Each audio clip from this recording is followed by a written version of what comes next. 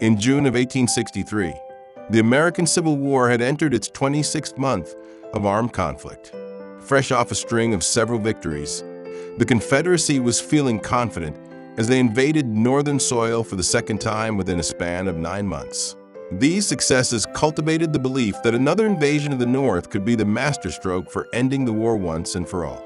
However, the fate that lay ahead for General Robert E. Lee's Army of Northern Virginia would be 3 days of fighting at Gettysburg, Pennsylvania that would become known as the high tide of the Confederacy. Unbeknownst to anyone at the time, was a small, nondescript hamlet that lay approximately 8 miles outside Gettysburg would come to play in the battle. This hamlet would bear witness to the passage of more than 22,000 Confederates on their way to Gettysburg, as well as a 17-mile-long ambulance train during their retreat. This was the village of Cashtown.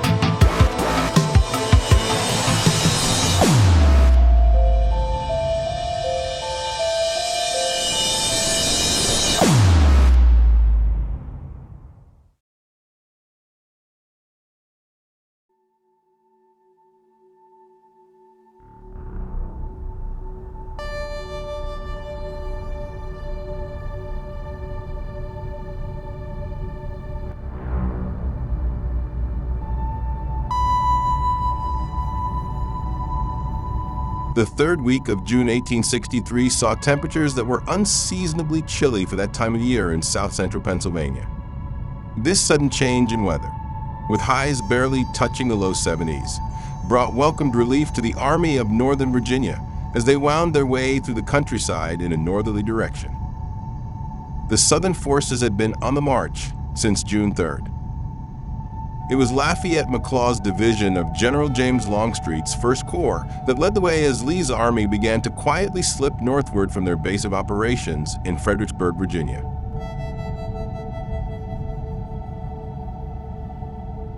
As the Southerners slipped away, the Army of the Potomac, still led by General Joseph Hooker in spite of his disastrous defeat at Chancellorsville a month earlier, sat idle along the eastern banks of the Rappahannock River.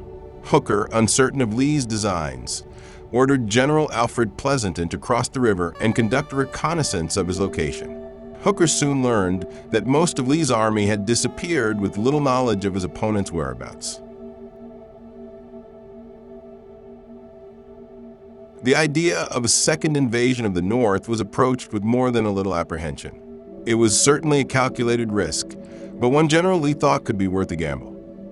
While the prior 2 years of the war brought many victories to the Confederacy, they also suffered heavy losses as well, men that couldn't be as easily replaced as those of their northern counterparts. The war had also been taking its toll on the southern home front while draining the Shenandoah Valley of its precious resources. Although the Army of the Potomac still outnumbered Lee's forces by approximately 15,000 soldiers, the Army of Northern Virginia spirits were never higher, and their confidence soared, having dealt the Union forces 3 major defeats in a span of 6 months. Lee believed the time was right to take the fight to the enemy and hopefully force a war-weary North to sue for peace. Using the South Mountain Range to screen their movements, the exact position of Lee's army was still uncertain as the advance elements of his forces began crossing the Potomac River near Hagerstown, Maryland on June 15th. Once across, it was Robert E. Lee's intentions to concentrate his forces at Chambersburg while gathering as much food, supplies, and livestock as possible. While the advance column led by Albert Gallatin Jenkins' cavalry crossed the river unimpeded, it wasn't until 2 days later that Union scouts reported their movement into Maryland. The next 5 days saw something of a chess match develop between the two opposing forces. While Lee was diligently trying to ascertain his next move, Hooker desperately sought a means to secure the mountain gaps and passes. While this dance of adversaries played out, Jenkins' horse soldiers were out procuring provisions when he dispatched Company D of Captain Robert Mormon's 14th Virginia Cavalry to South Mountain to secure some 2,000 horses that were supposedly hidden there.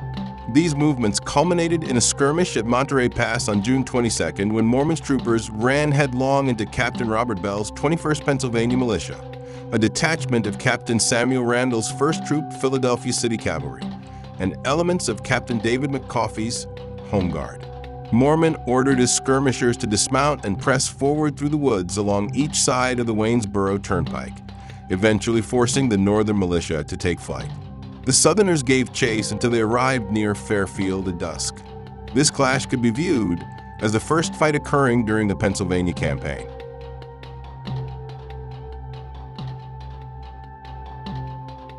The morning of June 23rd dawned with a slight chill in the air, while elements of Jenkins' 14th Virginia Cavalry continued their activities throughout the region. This time, conducting a reconnaissance in the vicinity of the Caledonia Ironworks and continuing on towards the Cashtown Gap. At approximately the same time, a group of 4 locals named Henry Hahn, David Powell, Henry Schultz, and Uriah Powell were imbibing in hard drink at the Willow Springs Hotel, located a couple of miles west of Cashtown. The Willow Springs Hotel, owned by Henry Munschauer, was a favorite gathering place for citizens to exchange news and rumors of the day, and this particular morning was no different.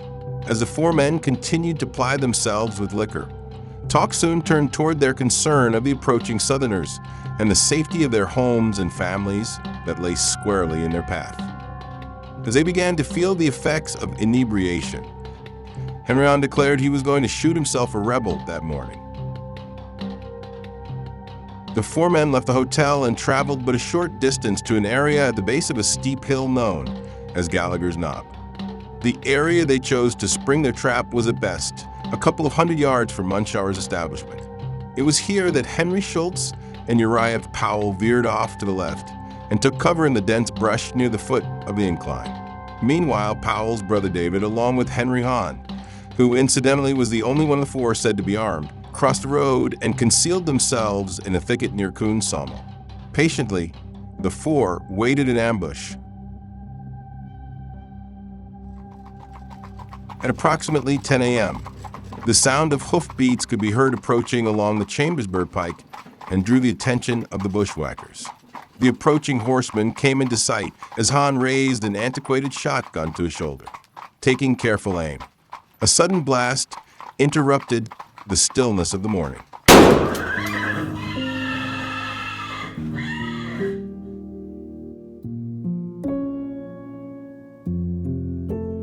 The column came to an abrupt halt as a 42-year-old veteran of the Mexican War named Eli Amick cried out that he was shot and slipped from his saddle. The fallen soldier was carried to a tavern to the west where he died that night, bearing the distinction of being the first Confederate killed in Adams County during the Gettysburg Campaign. About 2 miles east of the Willow Springs Hotel along Old Route 30 stands what is today known as the Cashtown Inn. At the time of Amick's demise in 1863, the establishment operated as Mickley's Hotel under the watchful eye of innkeeper Jacob Mickley. Although the structure played a part in what was perhaps the single most significant military engagement in American history, its role in the annals of Adams County predates the Battle of Gettysburg by close to a century. In order to piece together the history of the Cashtown Inn, one has to turn back the clock to the latter years of the 18th century. Although 1797 is the date that is typically attributed to its origin, it is a logical assumption that it had been erected at a slightly later date. For 1798 tax record indicates only a log cabin and barn located on the property. Most guesses place its construction occurring between 1805 and 1813. What we do know for certain is that Peter Mark purchased the property from Andrew Miller in 1804, and with the completion of a new turnpike in 1813, the area now had a thoroughfare that connected Gettysburg with Chambersburg, and in the process, one that passed mere steps from Mark's front door. Recognizing the business opportunity this new conveyance could hold, Mark applied for a liquor license. And beginning in 1815, the residence began operating as an inn under the name Mark's Tavern, or as locals would say, Mark Stand. It was also around the same time that the immediate vicinity around Mark's Tavern would come to be known as Cashtown. As history has shown us, barter was a common form of doing business in the country's formative days. But not so for Peter Mark. If you had chosen to do business at his establishment, he let it be known that he accepted no form of payment outside of cash on the barrel. No exceptions. As word of his peculiar business practices spread throughout the region, the area became known as Cashtown. A year after Peter Mark passed away in 1845, his heirs sold the property to Moses Smith. Although Smith lived well into his 80s before dying of blood poisoning as a result of a splinter in his hand, he sold the establishment to Henry Mickley after only 8 years of operation.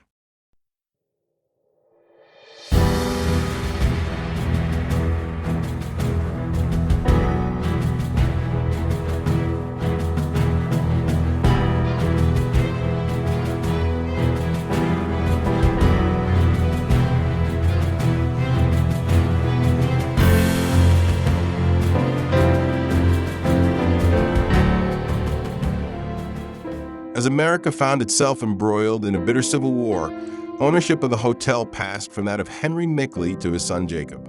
And as June 1863 unfolded, the younger Mickley had little clue that 22,000 men of A.P. Hill's 3rd Corps would soon be descending upon the little hamlet he called home, and in particular, Mickley's Hotel. June 29th dawned slightly overcast in the mid-60s. By first light, the old Chambersburg Pike was a beehive of activity choked with the dust of thousands of soldiers, horses, artillery carriages, cannons, and supply wagons as the Southern invaders made their way eastward through the Cashtown Gap. But even the scattered showers that would hang thick in the air for most of the day could not dampen their spirits. The confidence of these warriors clad in gray and butternut soared as high as the colorful banners that waved in the morning breeze. They were in good spirits, and many marveled at the bounty of the Pennsylvania countryside that was rife with orchards, farms, and flowing meadows. They were also quite ready for a fight. These were the men of A.P. Hill's 3rd Corps. Ambrose Powell Hill was born in Culpeper, Virginia in 1825. The youngest of 5 children, he received an appointment to West Point at 18 years of age. Although the cadet was popular amongst his peers, he was well known to have a contentious nature and frequently clashed with his superiors. Hill was also viewed as something of a ladies' man, a trait that would lead to an indiscretion that would plague him for the rest of his days. The incident occurred in the summer of 1844, while Hill was returning home from West Point and decided to make a brief visit to New York City. During his stay, Hill visited a brothel and came away with slightly more than he bargained for, an incurable case of gonorrhea that was as debilitating as it was embarrassing. As A.P. Hill and his 3rd Corps entered Pennsylvania, his illness flared up and brought him to the brink of incapacitation. Pale and weak, the 37-year-old general was in constant pain that was only exacerbated by the many hours he spent on horseback. It was something of a relief when he crested a hill and saw the outline of Mickley's hotel in the distance. This was not Jacob Mickley's first encounter with the rebels. 8 months earlier, in October 1862, Cashtown was occupied by General James Ewell Brown Stuart and 1,800 troops of Wade Hampton's cavalry brigade. The purpose of Stuart's mission was first and foremost to destroy a vital railroad bridge in Scotland, Pennsylvania, approximately 5 miles northeast of Chambersburg. Additionally, his intention was to secure as many horses as possible, as well as the taking of hostages who could be utilized for exchange. In all, 13 Adams County residents were taken prisoner, while Mickley's ordeal amounted to the loss of 1 harness, 16 halters, 26 bushels of oats, 8 gallons of wine, 10 gallons of applejack, and 200 gallons of whiskey. Indeed, Mickley's reintroduction to the Southern invaders was something he was not looking forward to. Outside of the obvious, one of the main reasons Cashtown now found itself inundated with Confederate soldiers for the second time in 8 months was chiefly because Lee had received word on the evening of June 28th that General Hooker had crossed the Potomac and was now in the vicinity of Frederick, Maryland. As Lee planned his next move, he also was notified that Lincoln had replaced Hooker with General George Meade to lead the Army of the Potomac. This sudden change was all Lee needed to alter his plan. He immediately issued orders for his 3 corps to concentrate in the area of Cashtown and east of the mountains. His rationale not only took into account the fantastic defensive opportunities it would provide, but in the case of victory, his options for advancing on Washington, Baltimore, or Philadelphia would be wide open. On the morning of June 29, 1863, Jacob Mickley gazed from his window at what appeared to be the full weight of the Confederate Army bearing down upon his establishment. In his own words, he stated that it seemed as if the entire force under Lee passed within 20 feet of his barroom door. It is estimated that some 37,000 men had been camped in and around, or passed through Cashtown for the better part of a week. It is also claimed that more Confederate soldiers and officers passed through the doors of Mickley's hotel than in any other structure north of Richmond. And the reason is quite easy to see. Lee's army had been on the move since June 3rd, and securing such basic provisions such as food and water were of the utmost importance. The hotel's basement held 2 large brick ovens that could be utilized to bake an abundance of bread to feed the hungry troops. But the building's basement held another secret. The area in which Lee's men now found themselves was oddly devoid of any significant water source to speak of. But Mickley's hotel had a natural spring of cool, clear water that flowed through its basement. However, the life-sustaining properties of this water source would serve a far darker purpose in the days to come. It was here that the ailing A.P. Hill decided to set up his headquarters and commandeered one of the upstairs rooms. As hell raged 8 miles to the east over the first 3 days of July, a steady stream of wounded and dying Confederates began to filter their way back to Cashtown, and in particular, Jacob Mickley's establishment. The fields and open areas around the hotel were littered with hundreds of injured soldiers as they awaited assistance. The property's outbuildings became improvised hospital wards, and the basement became a makeshift operating room where surgeons frantically treated ghastly wounds and performed amputations. In fact, so many amputations were administered in the depths of the hotel that many claimed the stack of discarded limbs beside the basement door were piled so high that they exceeded the height of a nearby window, preventing light from entering. To make matters worse, the rudimentary medical knowledge of the day induced surgeons to simply rinse their bloodied instruments off in the basement's spring each time they completed an amputation. As a result of the carnage, it is claimed that the springs below Mickley's hotel ran red for quite some time after the battle. As history would have it, the Battle of Gettysburg had not gone in Lee's favor. The opportunities were ample, but many were squandered.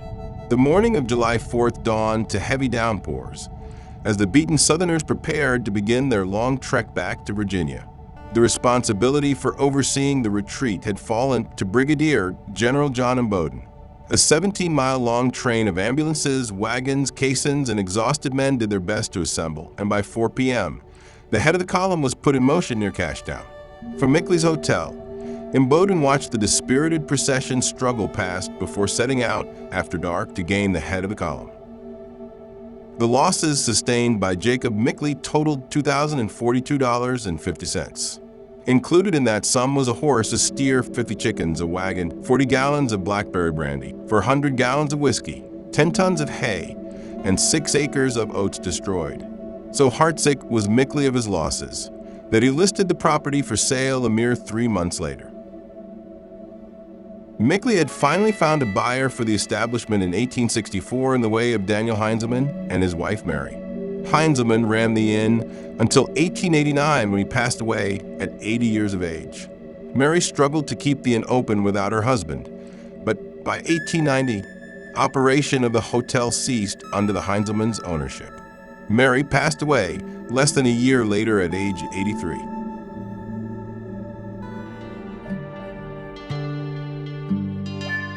The new century saw Daniel Snyder Mickley own the inn from the mid-1930s through 1946, and during these years, he leased the business to several enterprising folks who did their best to bring the establishment into the modern century. The first of these entrepreneurial spirits were John and Lindora Plattenberg, who leased the establishment from 1935 through 1939. In a mere 4 years, they made changes both to the physical property as well as their manner of hospitality that would remain well into the next decade and beyond. Not only did they completely renovate each bedroom, but they added a banquet room decorated in a blue and gold color scheme that would be used for private parties, dancing, and of course, serve dinner. Mr. and Mrs. Clifford Booker leased the inn for 2 years following the departure of the Plattenbergs.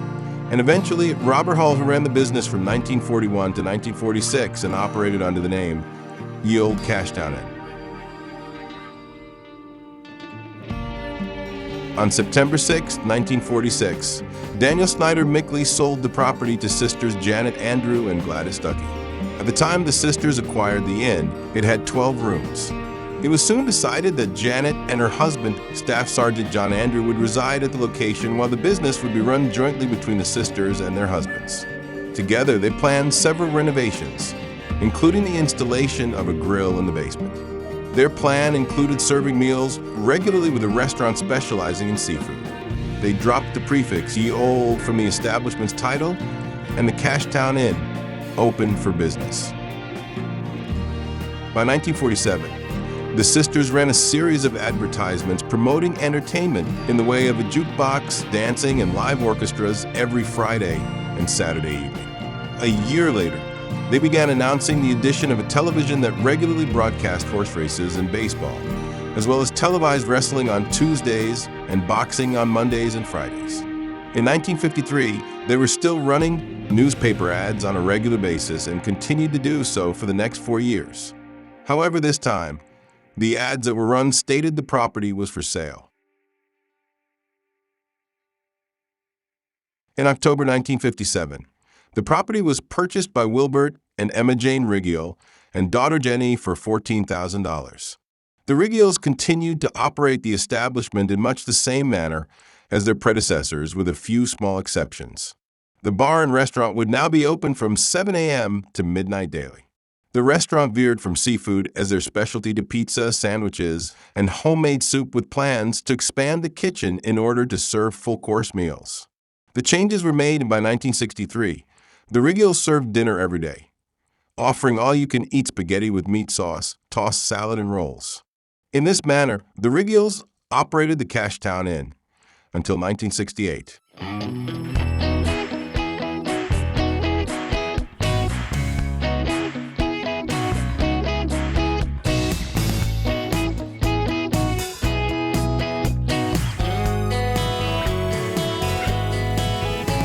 Robert Cullison operated the inn during the mid-70s, and it was during this period that the tavern degenerated into a biker bar. It began attracting a rougher crowd where it wasn't unusual to see patrons drive their Harleys through the front door. Sandra Kay Spence acquired the Cashtown Inn in April 1981 and owned it for the next 5 years.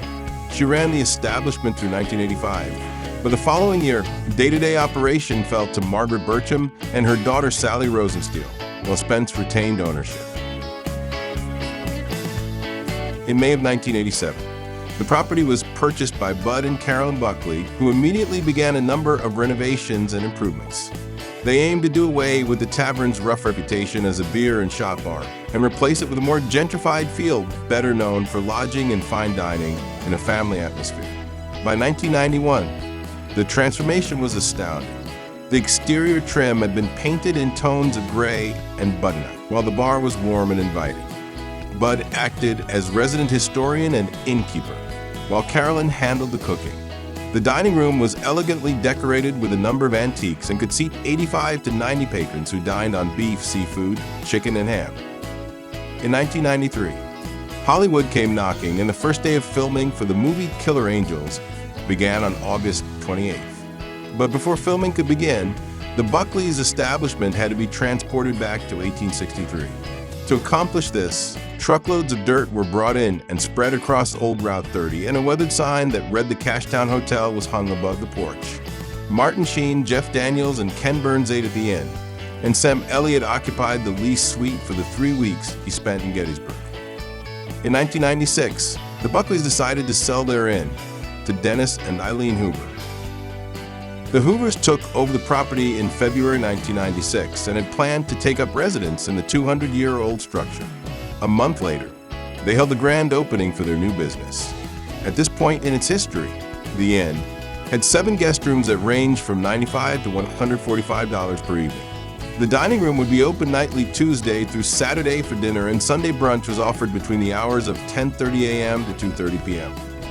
In 1998, the Hoovers hosted a weekend celebration for the launch of Sue Gruber's and Bob Waisel's newly released book entitled Haunts of the Cashtown Inn. The authors were on hand for signings and recounted tales as outlined in the pages of their book. The premise of the publication was a compilation of logbooks that were kept in each room, where guests were encouraged to relate their experiences. The entries compiled occurred from March 1996 through April 1997 and told of the guests' encounters with the paranormal, or, at the very least, reflections on the hopes of an encounter. And make no mistake, there were many. In January 2006, the Hoovers sold the Cashtown Inn to Jack and Maria Palladino. There were subtle changes that took place under the new ownership, one being the menu, which now leaned heavily towards modern American cuisine.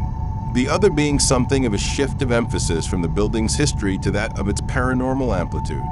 This shift was no more evident than when Sci-Fi Channel's hit series, Ghost Hunters visited the inn to film an episode that was to air in April 2008. Ownership saw an opportunity and hosted a premiere party on March 26 to capitalize on the show's popularity. But just because Palladino embraced the haunted whisperings of his establishment doesn't mean there was no substance to the claims. For as the years ticked by, reports of guest brushes with the hereafter continued to mount. As if to put an exclamation point on this aspect of the inn, cable TV once again came calling. This time it was Travel Channel's Kindred Spirits that paid the Palladinos a visit.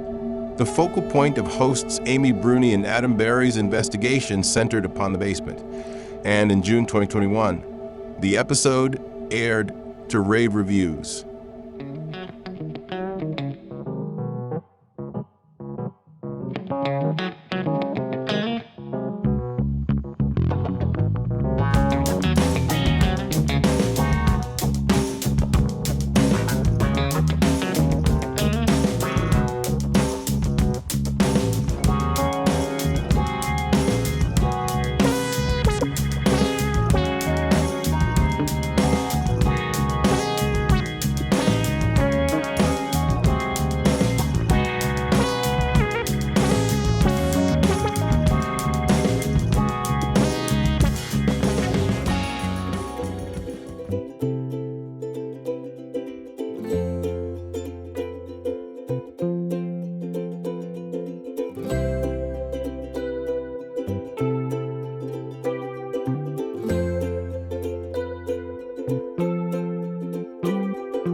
Today, the Cashtown Inn is owned by Jeremy and Danielle Davis.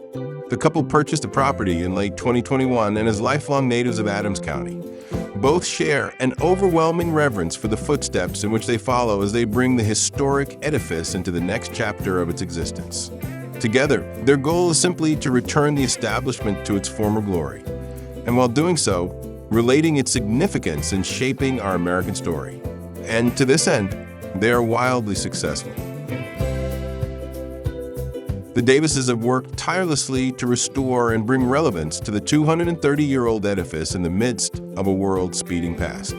The structure is a veritable time capsule, and although the many tales of supernatural occurrences are something the couple can attest to their credit, they haven't lost sight of their single-minded purpose, the historical value of the Cashtown Inn.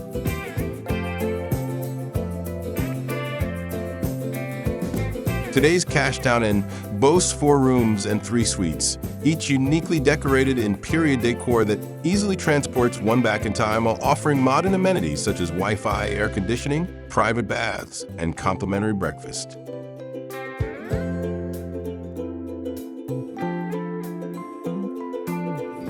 Jeremy and Danielle, through many intense hours of planning and hard work, have brought a warm sense of elegance to the home and are committed to making each guest feel as if they are family. In fact, it is not unusual at all to walk through the door on a Sunday morning and be greeted by Danielle while Jeremy cooks breakfast for their patrons. For them, the hours are long, but it truly is a labor of love. The Davises made a point of stating from day one that they not only wanted to expand their Sunday breakfast to the general public, but were adamant about bringing regular dining back to the Cashtown Inn, as in its heyday. As expected, they have accomplished both. A country-style breakfast with locally sourced foods, is served 9 a.m. to 12 p.m. every Sunday morning. But where the couple have really shined is in their implementation of a long-awaited dinner menu that not only harkens back to the restaurant's glory days, but surpasses it on every level. Within their newly renovated dining room, they now offer hometown casual dining each Wednesday evening from 4 to 9 p.m., while fine dining is offered Thursday through Saturday, also from 4 to 9 p.m. Reservations are suggested for both. The offerings range from traditional comfort foods to wildly creative culinary creations.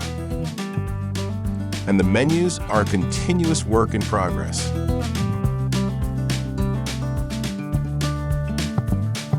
There's also a banquet menu available for parties of 10 or more.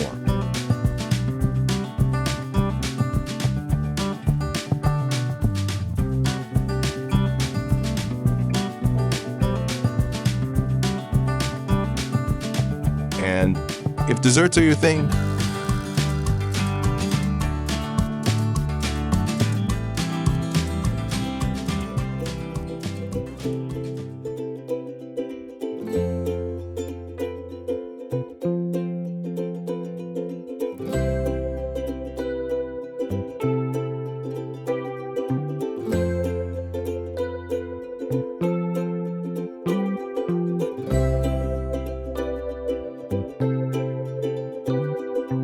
step into today's Cashtown Inn, and you are truly stepping into the footsteps of the past. Find a quiet moment to breathe in the history that exists within its plaster walls, and it will be apparent that the structure is akin to a living, breathing entity that touches your very soul. It is only through the efforts of those like Jeremy and Danielle Davis that afford us the joy of such an opportunity, and a visit to this establishment comes with my highest recommendation. I am certain you will be all the richer for the experience. If you like this content and would like to see more of the same, please click subscribe and feel free to leave me a comment if you have an infamous eatery you'd like to see covered.